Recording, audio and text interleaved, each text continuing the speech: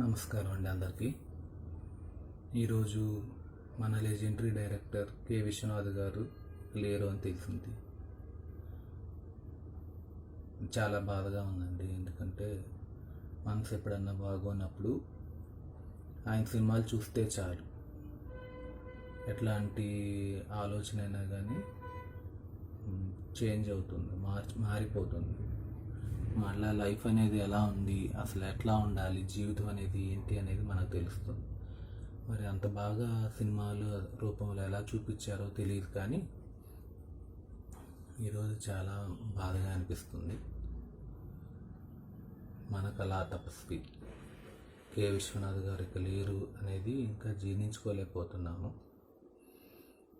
అందరు అంటుంటారు, అంటే ఎప్పుడు కలవలేదు, అసలు టచ్ లేదు, అసలు ఫిజికల్గా కలవలేదు, ఫిజికల్గా మనకి వాళ్ళతో ఇంటరాక్షన్ లేదు. అలాంటప్పుడు అప్పటికి ఇప్పుడు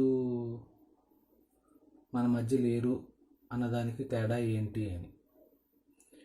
అంటే ఫిజికల్గా కలవకపోయినా ఏది ఏం చేయకపోయినా సినిమాలు అవి చూస్తున్నప్పుడు పలానా విశ్వనాథ్ గారు తీశారు, ఎంత బాగా తీశారు అని చెప్పి మనం ఆనందపడటం, ఆయనకి కృతజ్ఞతలు తెలుపుకోవటం జరుగుతుంది. కానీ ఇంకా మన మధ్య లేరు అని తెలిసినప్పుడు, పలానా మనిషి లేరు అనేది తన మీద చాలా అభిమానం, ఆప్యాయత అవన్నీ కూడా పెరిగిపోతాయి అన్నమాట. అంటే ఫిజికల్గా కలవలేదు అని కలవకపోతే, లేకపోతే డైరెక్ట్గా కలవలేదు, లేదంటే ఫోన్ సంభాషణలో కలవలేదు అని ఏ మనిషి అయినా, అంటే సార్ గురించే కాదు, ఏ మనిషి అయినా కానీ అలా కలవట్లేదు అంటే ఎక్కడో చోట మంచిగానే ఉన్నారు, బాగుంటారు అనే ఫీలింగ్. ఒక్కసారిగా మనతో సంబంధం, అంటే భూమితో సంబంధం తెగిపోయినప్పుడు, వేరే చోట వేరే లోకాలకి వెళ్ళిపోయినప్పుడు ఇంకెప్పటికీ కలవరు అన్న తెలిసినప్పుడు ఆ బాధ చెప్పటం మన వల్ల కాదండి. ఈరోజు నా ఫీలింగ్ అదే. అంటే బాలసుబ్రహ్మణ్యం గారు కానీ, జమున గారు కానీ, ఇప్పుడు కె విశ్వనాథ్ గారు కానీ, వీళ్ళు మన మధ్యన లేరు అని తెలిసినప్పుడు నాకు చాలా బాధ కలిగింది. కాబట్టే నేను వీడియోస్ చేస్తున్నాను.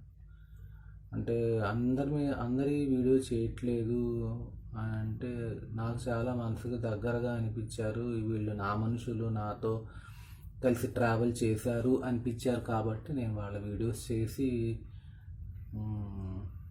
నా అభిప్రాయాన్ని తెలియజేస్తున్నాను. నాకు తెలిసినప్పటి నుంచి ఒక సాగర సంగమం, శంకరాభరణం, ఇంకా స్వాతి ముత్యం, శృతిలయలు, ఇలా చెప్పుకుంటూ పోతే చాలా సినిమాలు ఉన్నాయండి. చాలా సినిమాలు ఉన్నాయి. మీ మనసుకి ఏదన్నా స్వర్ణకమలం ఇలాంటివి, అంటే జనరల్ లైఫ్లో మనుషులు ఎలా ఉంటారు అనేది కరెక్ట్గా చూపించిన సినిమాలండి.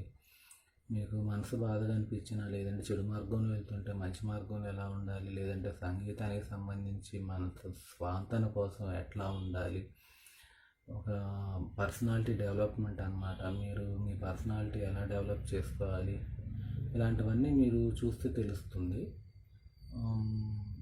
నా అడ్వైస్ ఏంటంటే, మీరు ఈ రోజు నుంచి ట్రై చేయండి. లాస్ట్ మనకి కరోనాలో, కోవిడ్ టైంలో టీవీలో రోజు కె విశ్వనాథ్ గారికి సంబంధించిన మూవీస్ వేశారు. నేను అప్పుడు ఫాలో అయ్యాను. బట్ ఇప్పుడు చేతిలోనే ఉంటాయి కదండి ఫోన్స్ కానీ, వైఫైస్, నెట్ కానీ, టీవీ కనెక్ట్ చేసుకొని రోజుకొక మూవీ చూడండి. ఓకే, మనస్ఫూర్తిగా శిరస్సు వంచి కె విశ్వనాథ్ గారికి నా ప్రణామాలు తెలియజేసుకుంటున్నాను. వారు ఎక్కడున్న వారి మనసుకు శాంతి కలగాలని కోరుకుంటూ సెలవు తీసుకుంటున్నాను. ధన్యవాదాలు.